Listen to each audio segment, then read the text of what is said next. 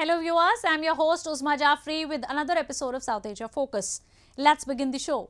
India has been taking giant diplomatic leaps of late.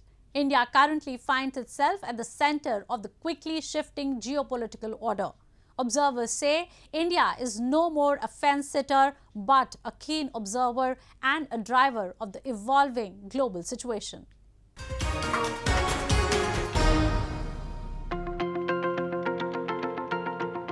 Many nations, rich and poor, big and small, lined up at India's door for help in filling the vast essential drug shortage caused by the COVID-19 pandemic outbreak in 2020.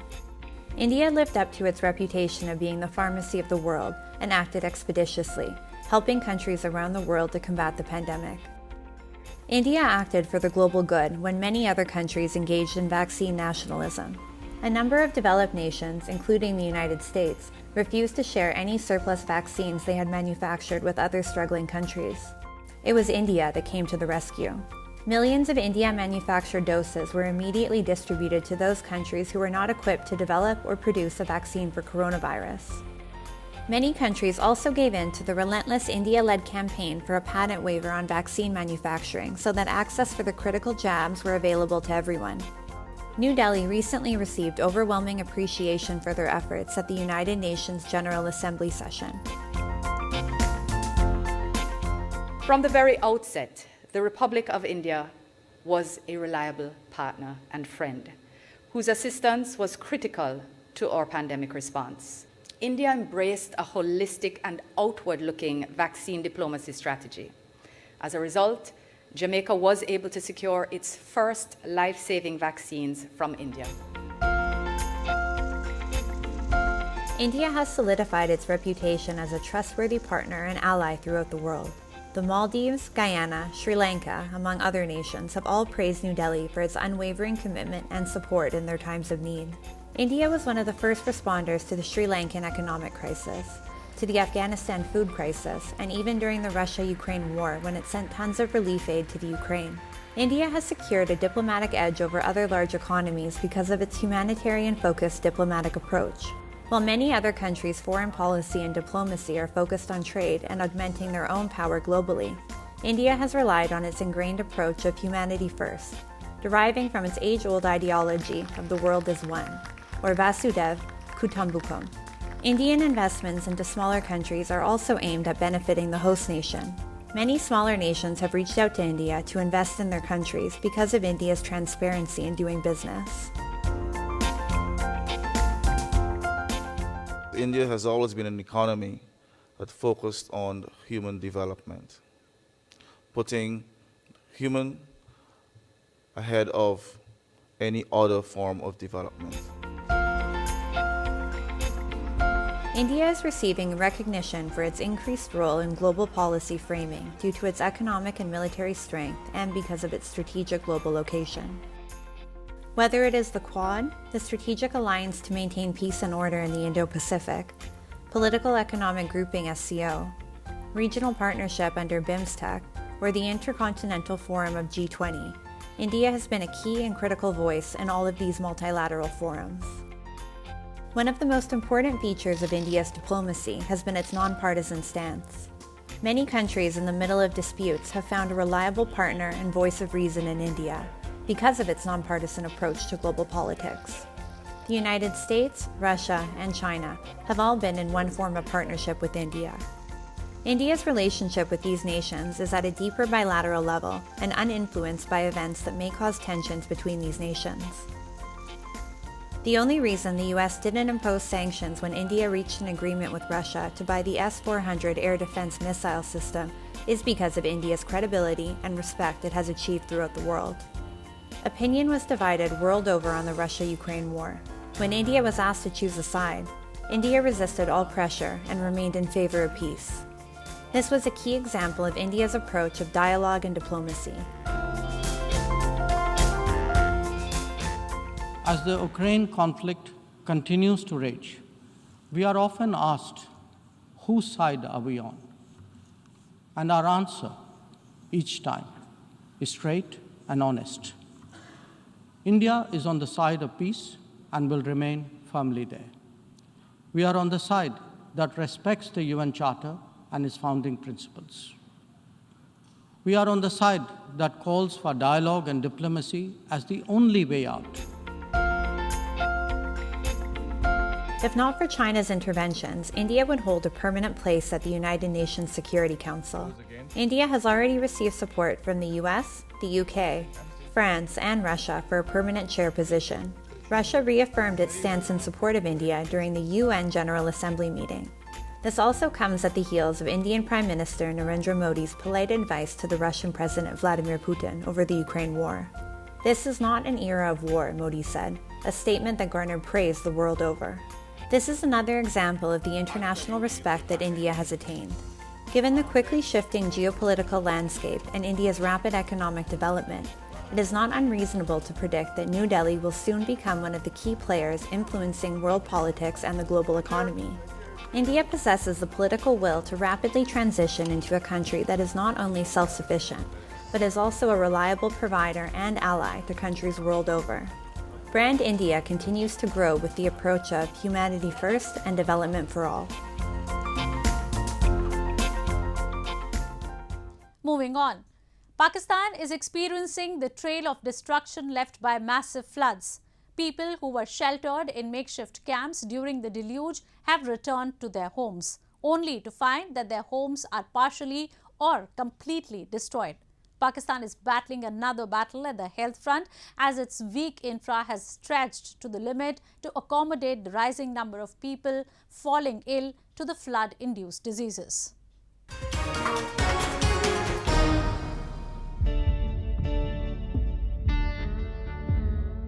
Jan Mohammad Lashari returned his home after spending 1 month in a makeshift relief camp in Daike, only to find that most of the home he left is destroyed.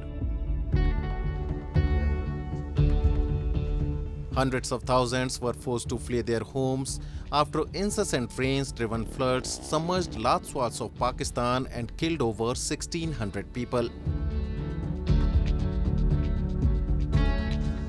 Lashari said his family and him had managed to escape the rapidly rising floodwaters, finding refuge in the camp about 3 kilometers away from his village.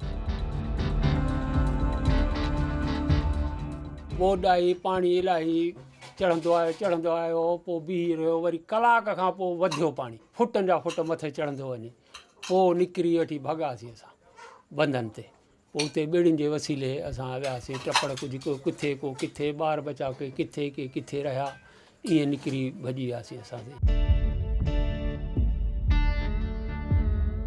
Authorities said the stagnant floodwaters spread over hundreds of kilometers may take 2 to 6 months to recede. This meant farming was out of the question. The father of 8 expressed happiness that his family had returned, but he is overwhelmed with the thought that he has to rebuild his home and he has no idea where he will procure his resources from. परेशानी ये आहे हाणे को चितो मींहुं कणी पए त असां काॾे वञूं हिननि में रही बि कोन सघंदासीं न छितूं बितियूं जॾियूं लॻियूं पयूं आहिनि हे किरी पियो आहे हेॾे छेन हयो पियो आहे असांखे इहा परेशानी आहे न काॾे वेंदासीं असां ग़रीब माण्हू. The National Disaster Agency said last month that about 637,000 displaced people were being housed in tent villages. The deluge has swept away homes, crops, bridges, roads and livestock in damages estimated at $30 billion. UN agencies had begun work to assess the South Asian nation's reconstruction needs after it received 391 mm of rain, or nearly 190% more than the 30-year average in July and August. The floods have not just left a trail of destruction, but it has taken a massive toll on people's health as well. The emergency ward at the main government hospital in Sehwan, a small town in southern Pakistan, is overwhelmed. Hundreds of people could be seen crammed into rooms and corridors, desperately seeking treatment for those suffering from malaria and other illnesses. से 400 plus malaria के आते हैं, जो हम test भी करवाते हैं। Test तो कुछ की करवाते हैं, कुछ की नहीं करवा सकते, क्योंकि अब टेस्ट का हम वेट करते हैं। इससे बेहतर है हमें पता है इसको तो ये सिम्टम, क्योंकि हमें सिम्टम का पता होता है कि क्या होती है। 3 सिम्टम होते हैं। The situation in Pakistan has led to widespread cases of skin and eye infections, diarrhea, malaria, typhoid, and dengue fever. The crisis hits Pakistan at a particularly bad time. With its economy in crisis, propped up by loans from the International Monetary Fund, it does not have the resources to cope with the longer-term effects of flooding. Moving on.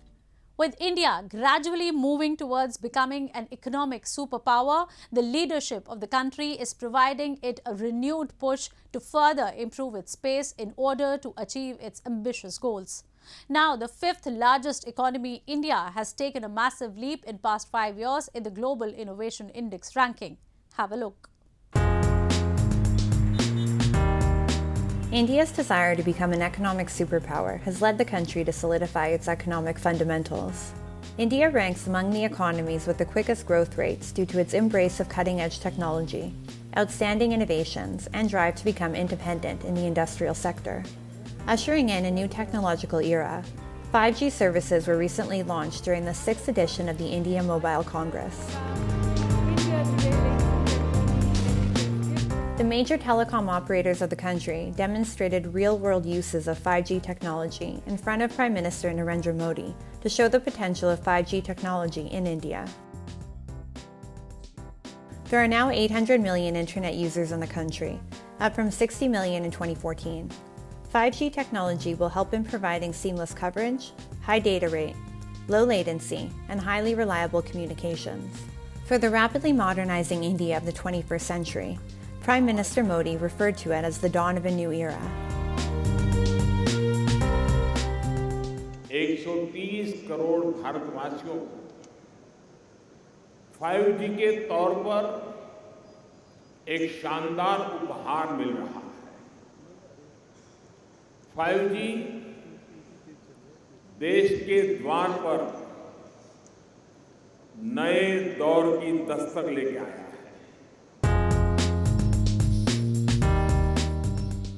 India is not only excelling in telecom services, but is fast developing as a manufacturing hub of mobiles as well. Apple has started making its iPhone 14 in India as it diversifies its supply chain away from China. जो Apple अगला 14 जो निकलेगा, Apple 14 जो है भारत में बनाया जाएगा। ये पहला एप्पल होगा जो साथ ही साथ चाइना वाला एप्पल और इंडिया वाला एप्पल 14 जो है वो साथ ही निकलेगा। Despite a slowdown in advanced economies world over, the Indian economy remains resilient due to the government's timely intervention, along with its encouragement of young entrepreneurship and adaptation of the latest technologies. In a recent report, the World Intellectual Property Organization said that India continues to lead in information and communication services. The report further indicated that India holds top rankings in other indicators, including venture capital receipt value, finance for startups and scale-ups, graduates in science and engineering, labor productivity growth, and domestic industry diversification. Industry leaders are enthusiastic as India rises to the 40th position in the Global Innovation Index 2022, up from the 81st spot in 2015. This indicates how India is rapidly emerging as a global innovation hub with the government's sustained efforts. We are going in the right path, and we are very confident that yes, this has been, coming down to 40 is great. I'm sure further things will improve in the near future. The global economy, still reeling from the pandemic and Russia's invasion of Ukraine, is facing an increasingly gloomy and uncertain future. Higher than expected inflation, especially in the United States and major European economies, is triggering a tightening of global financial conditions. India remains the one bright spot in the world. Just a decade ago, the Indian GDP was the 11th largest in the world. Now, with a 7% growth forecast for 2022, India's economy has overtaken the United Kingdom's in terms of nominal cash. While major global economies are experiencing downturns, brand India continues to shine bright.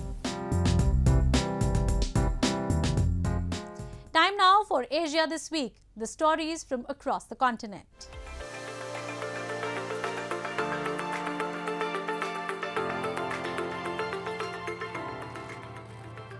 US Secretary of State Antony Blinken said the United States was reviewing various options regarding its relationship with Saudi Arabia after Riyadh and other OPEC Plus nations agreed last week to large cuts in oil production. Blinken did not specify what steps Washington was considering. Democratic President Joe Biden's administration has been mulling a response after the OPEC Plus oil producers, which include Russia, agreed to slash production.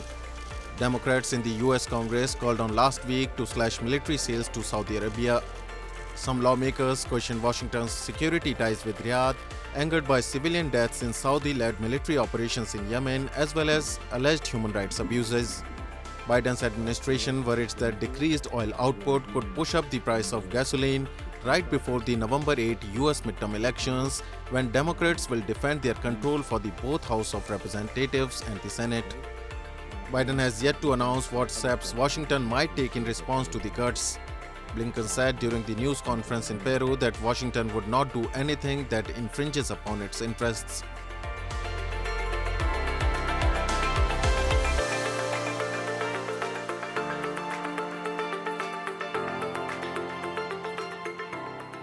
Japan's NTT Communications has introduced its fresh technology to establish global data cooperation infrastructure.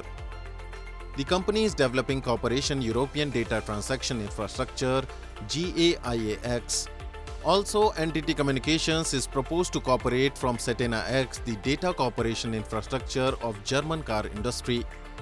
Its data covers lifetime of a car designing, production and gathering material parts, car production, sales and recycling. Additionally, its data includes effective factory operation, CO2 emission, energy saving, and so on.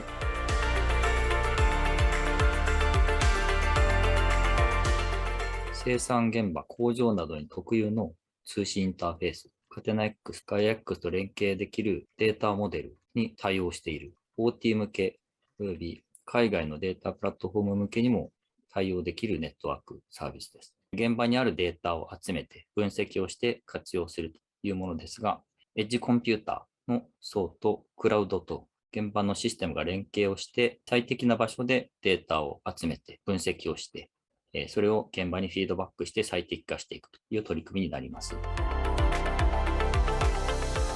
Partner company Omron, which covers diversity, industrial fields and global production factory, provides various factory operation data to NTT Communications to realize a smooth global data exchange through all supply chain.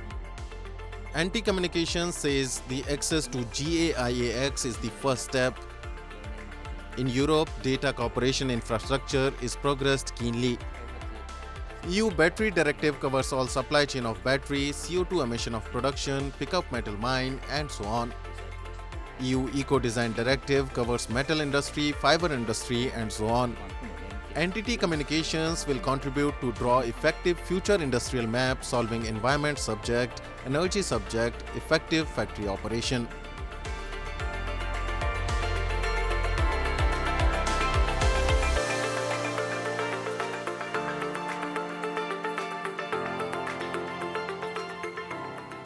An old-fashioned landscape called Small EDO has been attracting many tourists at Kawagoe in Saitama Prefecture.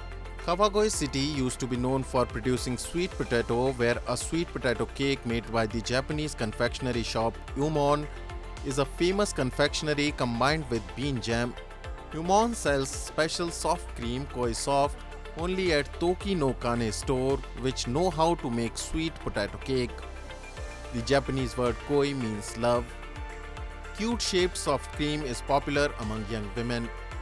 Purple cream is made of purple sweet potato and a heart-shaped wafer is placed on top. ソフトクリームはお味がミルクとミックスと紫芋っていうのがあります。紫芋に関しては自家製のお芋のペーストに紫芋ペーストを混ぜて、本当に自家製のソフトクリームという形で作っております。味はですね、濃厚です。うちのソフトクリーム、ミルクにしても紫芋にしてもすごく味が濃いので、ミルクだったら食べた瞬間にもうミルクっていう感じですし、紫芋ももうお芋っていう味がするので、結構皆さんすごくお芋だっていう形で声は聞かれますね。This soft cream with rich flavor of purple sweet potato is developed with soft cream maker Nisei. The development of rich taste, not too sweet cream has been commercialized after many trials. The rich taste and cute shape are posted on social media and most of customers enjoy taking picture with soft cream. The heart-shaped wafer can be used instead of spoon to soft cream. The Japanese tourism industry hopes the standard for accepting foreign tourists will be relaxed. Eating koi soft while walking along the street with the historical atmosphere of Japan will satisfy foreign tourists.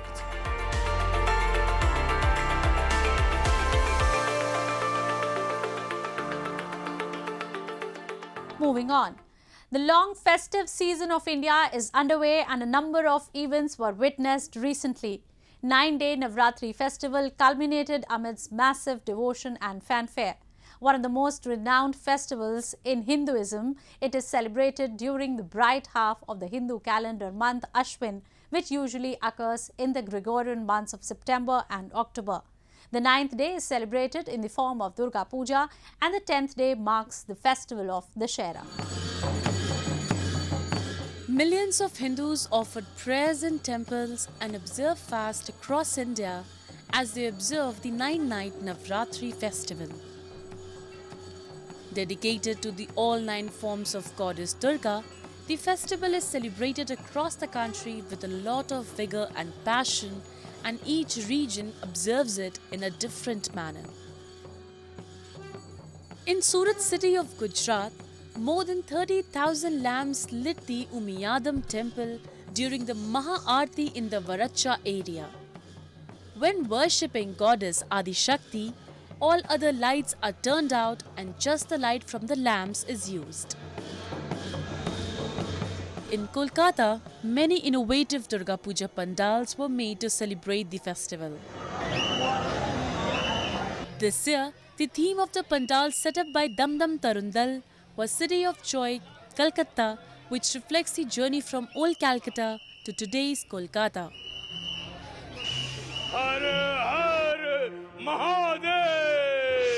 One of the widely performed traditional art forms during Navratri is the Ram Leela, a popular sight across the length and breadth of the country in the run-up to the Dussehra festival. Performed during the annual 9-night Navratri festival, the play depicts the life and teachings of Hindu Lord Rama. One such Ram Leela is the Love Kush Ram Leela, which is put on by the Love Kush Ram Leela committee. The Red Fort in Delhi is where the Love Kush Ram Leela is hosted. It is the oldest and most well-known Ram Leela committee in the nation. Ayodhya ji में जब भी आते हैं तो हमें तो बहुत खुशी मिलती है। हनुमान जी की सेवा करते हैं तो बहुत ज़्यादा खुशी मिलती है और अयोध्या जी में हनुमान जी की सेवा करने का जो आनंद है वो अपरंपार है। जनता का प्यार अयोध्या जी में बहुत ज़्यादा मिलता है। मैं तीसरा साल हो गया तो ये हर साल मिलते हैं। In Cuttack, around 28 idols of Hindu goddess Durga were decorated with gold and silver as devotees thronged marquees to offer prayer during the Navratri celebrations. Silver and gold filigranes have been used to make the idols that have been put on display at different marquees in the city, also known as the Silver and the Millennium City. It is festivals like these that show the beauty of culture and traditions of India.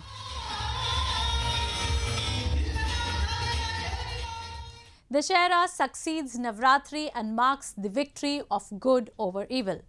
With that, we come to the end of this week's episode. See you next week. Goodbye and take care.